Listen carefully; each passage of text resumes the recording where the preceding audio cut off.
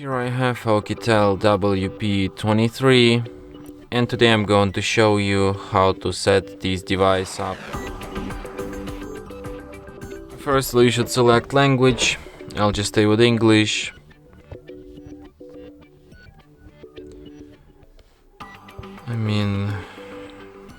Tap start.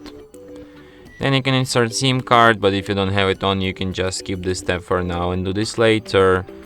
Then you can connect to the Wi-Fi, but if there's no open network around, you can just skip this step and do this later. Then you have these Google services, which I suggest you to turn off. Tap accept. Then you can set up PIN, but you can also just skip this step and do this later in settings, or just don't do this at all.